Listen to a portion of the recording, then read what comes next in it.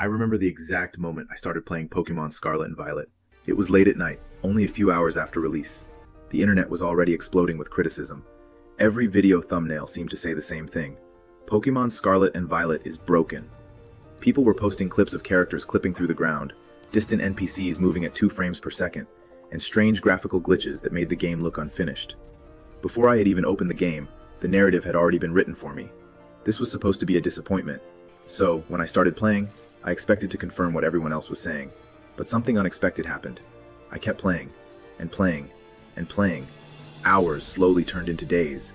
I explored mountains I wasn't supposed to reach yet, wandered into areas filled with Pokémon far stronger than my team, and slowly followed the game's 3 different storylines. Eventually, I had finished everything. Every Titan battle, every gym challenge, every confrontation with Team Star, and every secret hidden within the massive crater at the center of the region. When the credits finally rolled, I didn't immediately turn the game off.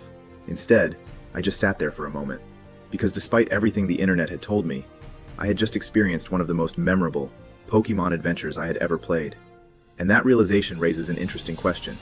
What if the conversation around these games has been focusing on the wrong thing?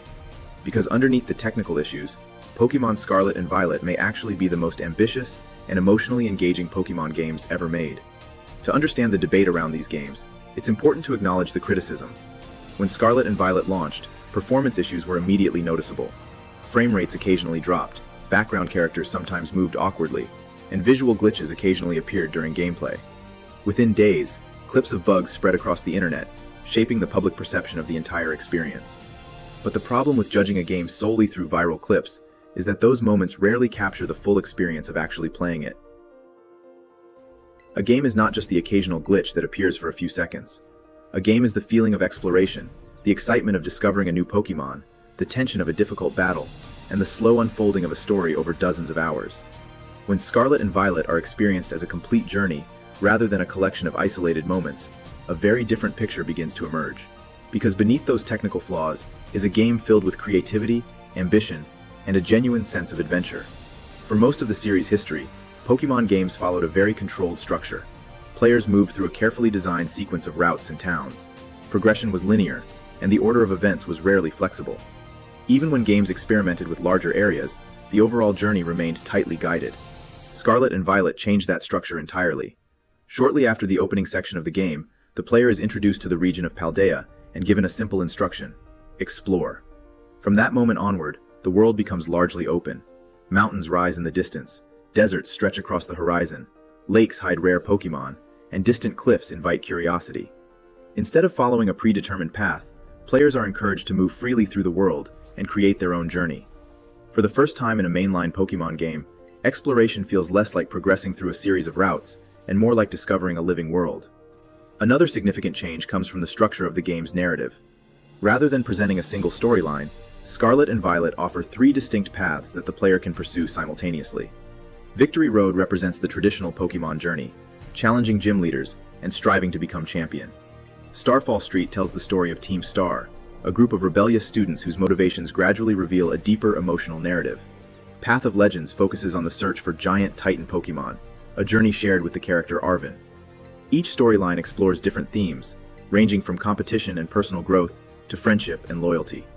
Scarlet and Violet also succeed in an area where Pokémon games have traditionally struggled: character writing. Instead of serving only as occasional rivals or quest givers, the main characters develop alongside the player throughout the story. As the story progresses, these characters begin interacting with one another in meaningful ways. By the time the final chapter arrives, they no longer feel like separate side characters, but like companions who have shared the journey. The culmination of the game occurs in Area Zero, the enormous crater at the center of the Paldea region. This final section represents one of the most atmospheric moments in the entire series. The environment becomes unfamiliar and mysterious. The music shifts in tone, creating a sense of tension and curiosity. For the first time, the player travels with their companions as a group, with characters speaking to each other as the journey continues deeper into the crater. As secrets about the region begin to unfold, the story grows more dramatic and introspective. The final battles feel less like a traditional Pokémon League conclusion, and more like the climax of a long expedition into the unknown. It is a moment that demonstrates how much narrative potential the Pokémon series truly has when it embraces more ambitious storytelling. When the game finally ends, there is a subtle but powerful moment that follows. The player has explored the entire region, completed the 3 storylines, and uncovered the secrets hidden within Area Zero. And suddenly, the journey is over. What remains is the quiet realization of how much time was spent exploring that world. The places discovered, the battles fought, the Pokémon caught, and the friendships formed along the way. That feeling is difficult to describe, but it is something the best Pokémon games have always been able to create. The sense that you have just finished a genuine adventure. Not simply completed a checklist of objectives, but experienced a journey.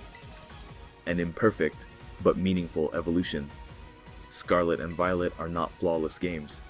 Their technical issues are real, and it is understandable why those problems became the focus of early discussion. But when evaluating a game, it is important to look beyond its imperfections and consider what it attempts to achieve. These games introduce a truly open world to the series. They experiment with narrative structure, deepen character development, and create one of the most memorable finales in Pokémon history. In doing so, they push the franchise forward in meaningful ways. They represent not only a new generation of Pokémon games, but also a new direction for what the series can become. Perhaps the most interesting thing about Pokémon Scarlet and Violet is that they remind us of something important about games. Perfection is not always what makes a game memorable. Sometimes what matters more is ambition, the willingness to try something new, to take risks, and to expand what a familiar series can be. Scarlet and Violet are imperfect, but they are also bold. They attempt to transform the structure of Pokémon into something larger and more open than it has ever been before. And for many players, including myself, that ambition created an experience that felt truly special. Years from now, people may not remember the occasional glitches or frame drops, but they will remember the feeling of stepping into Paldea for the first time, exploring its world freely, and finishing a journey that felt uniquely their own. And in the end, that sense of adventure is exactly what Pokémon has always been about.